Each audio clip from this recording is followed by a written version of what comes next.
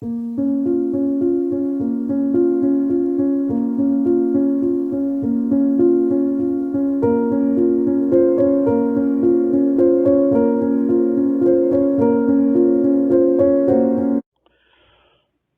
certo personagem, bastante conhecido no mundo religioso, disse ter vindo para cumprir a lei, e alega-se até que ele não teria pecado algum.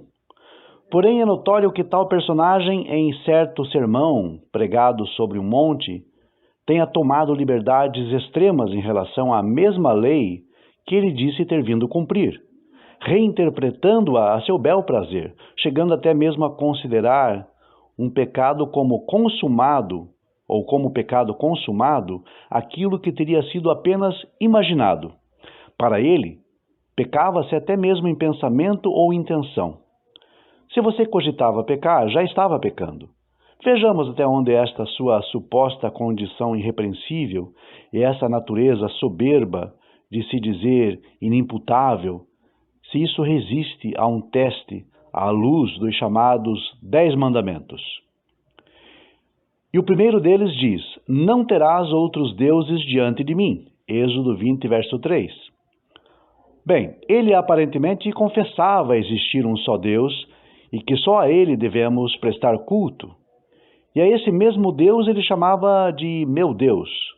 Entretanto, foi ele mesmo que aceitou ser chamado de Deus, acatou a adoração dos seus seguidores, fazendo-se a si mesmo de Deus, contrariando o que anteriormente dissera. Pois como poderia ser ele Deus de si mesmo? O segundo mandamento diz: não farás para ti imagem de escultura, nem semelhança alguma do que há em cima nos céus, nem embaixo na terra, nem nas águas debaixo da terra. Êxodo 20, verso 4. O nosso personagem afirmou que quem o via, via também o Pai, o que, em essência, estimularia a idolatria da sua pessoa em relação aos seus discípulos. Se o Pai está acima nos céus e ele dizia ser sua expressa imagem, então estava, na verdade, fazendo de si mesmo um ícone, uma imagem do Deus invisível. Isso constitui-se uma violação flagrante do segundo mandamento. Paulo, talvez o maior expositor e articulador da suposta divindade de Jesus, afirmou que ele é a imagem, o ícone de Deus, de acordo com 2 Coríntios 4, verso 4. Convém lembrar que as imagens ou ídolos usados em certos cultos cristãos são chamados exatamente de ícones. Hebreus 1:3 também refere-se a ele como um ícone ou imagem, desta vez usando o termo hipostásios, significando expressão ou representação exata do ser divino. Tudo isso não passa de crassa idolatria. E diz o terceiro mandamento: não tomarás o nome do Eterno teu Deus em vão. Êxodo 20, verso 7. Ao aceitar a adoração, ele se permitiu ser confundido com Deus, profanando o seu nome, transgredindo com isso o terceiro mandamento, pois dessa forma as pessoas passaram a identificar o Eterno por um nome de homem. Ao confundir Deus com o mentor do cristianismo, os profanadores introduziram no mundo a violação do mais sagrado nome. Mas não esqueça, tudo isso começou com ele mesmo. Uma das acusações que acabaram levando ele à morte foi justamente o de blasfêmia. E lemos no quarto mandamento: lembra-te do dia de sábado para o santificar. Êxodo 20, verso 8. Bom, ele também quebrou o quarto mandamento, como o próprio João, seu discípulo, afirma. Ele não somente quebrava o sábado, mas também dizia que Deus era seu pai, fazendo-se igual a Deus. João 5,18. Fica claro que temos aqui uma conclusão do próprio João, uma reflexão sua, pessoal, sobre o porquê de ter sido censurado em sua geração. No episódio das espigas, a lei não autorizava a colheita no dia de sábado, exceto quando sob risco de morte. Mas não era o caso então. E isso remonta ao próprio Moisés. Ele certamente conhecia esta proibição da mesma lei que dissera ter vindo cumprir, e violando-a, permite que seus discípulos colham espigas no dia sagrado, e nisso foram condenados pelos fariseus. Será que o Senhor que não muda, de acordo com Malaquias 3:6, e que condenou aquelas pessoas, por exemplo, que tentaram colher o maná no sábado, lá no Êxodo, abriria agora um precedente para que ele pudesse violar o mesmo mandamento e sair impune? É desta forma que ele veio cumprir a lei, violando-a e dando um mau exemplo? E assim lemos no quinto mandamento: honra a teu pai e a tua mãe. Êxodo 20:12. Ele parece não ter honrado pai e mãe segundo a lei do seu povo. Em João 2:4, por exemplo, ele grosseiramente refere-se à sua mãe como mulher e insistiu no desprezo aos pais por amor a ele. Na verdade, ele ordenou que seus seguidores aborrecessem pai e mãe.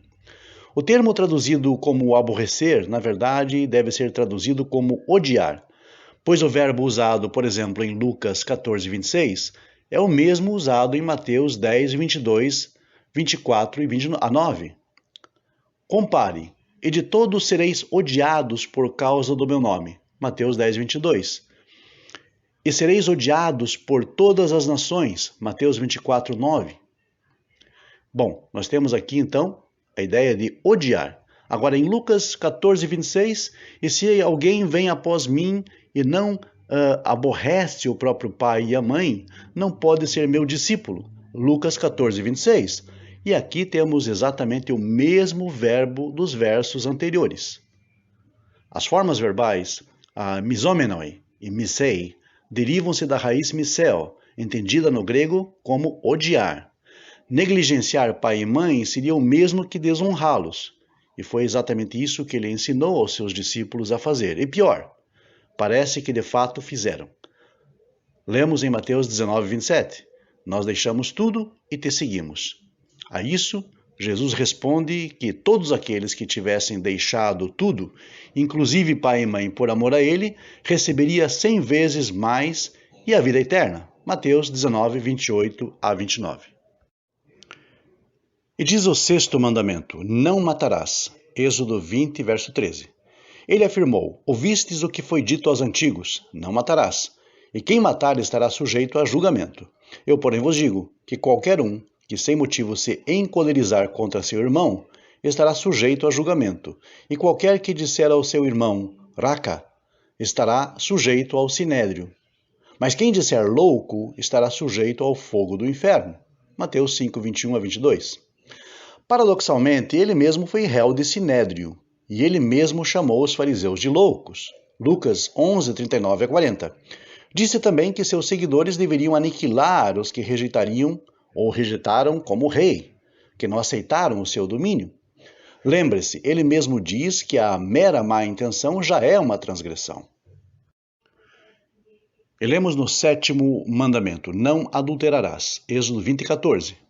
A infidelidade ao Deus único e à sua lei sempre foi definida como adultério. Basta vermos lá em Números 15:39. Ao ser infiel à lei, violando o Shabat, o dia do sábado, e o restante da tradição do seu povo, ao tentar usurpar a posição de Deus e ao aceitar passivamente a adoração de seus seguidores, ele constitui-se num autêntico transgressor do sétimo mandamento, pervertendo a real intenção da Torá. Na tradição judaica, a desobediência é equivalente a adultério ou prostituição. E lemos no oitavo mandamento: não furtarás. Êxodo 20:15. Isto não refere-se apenas ao roubo de objetos em si, mas certamente também ao roubar a boa-fé das pessoas e induzi-las ao erro. E isto pode se provar através de 2 Samuel 15, verso 6. Esse texto diz respeito a pessoas que com palavras suaves e lisonjas, do tipo bem-aventurados sois vós, acabam por enganar os simples e incautos, induzindo-os ao erro e à transgressão dos mandamentos.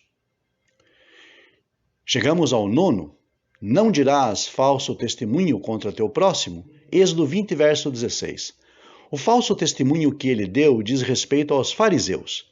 Repetidas vezes ele os chama de hipócritas. A definição mais simples de hipócrita é fingido, alguém que faz uma regra que ele mesmo não segue ou abre exceções para si mesmo. Não por menos, o seu falso testemunho rendeu aos mestres fariseus uma péssima fama, e acredite, isso municiou e alimentou o antissemitismo mundo afora e pela história afora. E lemos o 10º e último mandamento, não cobiçarás, Êxodo 20, verso 17. Ele cobiçou a posição que só cabe a Deus, como podemos ver através dos seus vários debates com os fariseus. Quando da formulação da teologia cristã, iniciada por Paulo, Deus passou a ocupar sempre o segundo plano, cada vez mais dependente das atitudes desse homem. Ele passou então a ser confundido com o Eterno pelas turbas pagãs da gentilidade. Nasce-se novamente nele, vive-se nele, morre-se nele. Para Paulo e seus seguidores, ele era o próprio Deus encarnado. Uma blasfêmia proporcional à ignorância bíblica dos pagãos que a aceitaram passivamente então, e que ainda continuam aceitando. Tais noções são o resultado da loucura humana, da insanidade de tentar transformar um homem em Deus. Restaria então ainda alguma dúvida de que ele pecou sim e que transgrediu o todo da lei divina?